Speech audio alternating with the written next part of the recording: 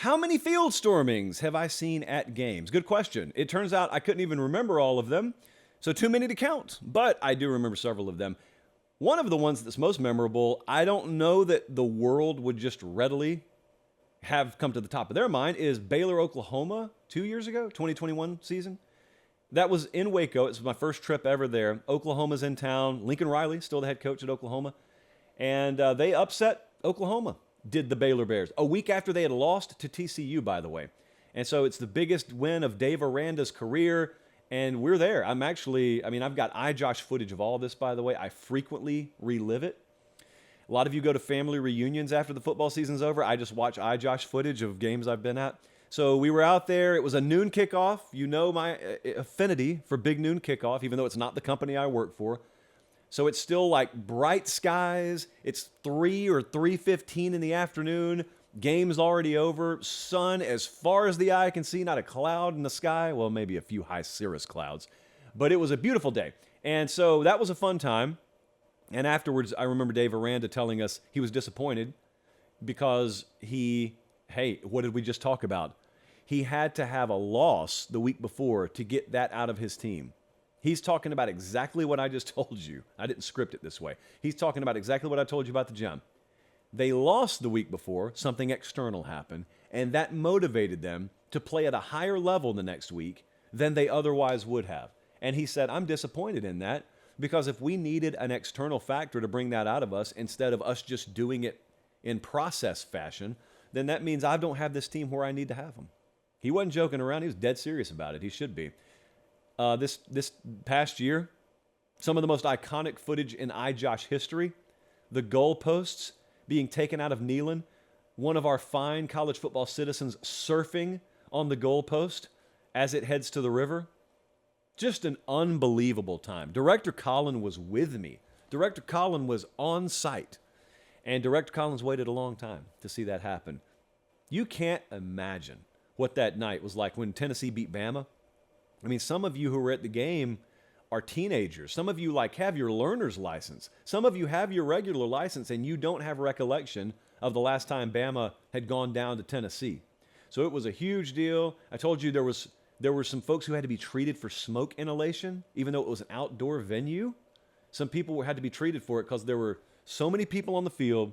The cigar smoke was so thick. I'm not making this up. They had to have people cared for smoke inhalation. What else do I remember? People pulled up big chunks of sod. Remember that, Colin? People pulled up chunks of sod from the field. You guys don't get to see what we get to see. I'm there 2 hours after it's over, and the field has been cleared. You can't imagine the debris.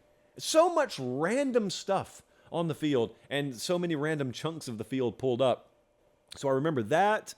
The Iron Bowl in 2017, Auburn and Alabama, that was in Jordan-Hare Stadium. And Malzahn, that was the year where Malzahn almost got fired. Then he beats Georgia. Then he beats Alabama. And they go to the SEC title game. And they storm the field that night in Jordan-Hare Stadium. And that's the one where I felt it was coming, immunity. And so I went up the tunnel. And I got off the field. So I wasn't on the field for that. I exited the field. Cowardly. I don't do that anymore. But I did then. What was another one? There was one more. Yeah, how do I forget this one? Ohio State, Michigan. Last year, 2 years ago, I keep thinking we're still in 22. 2 years ago, where were we? Ann Arbor, Michigan. What was it? Snowing. And that was a little drought that came to an end too. Michigan beats Ohio State, and buddy, they came on the field full force. And the snow just kind of added to the scene. And you got like Juwan Howard and Jim Harbaugh embracing.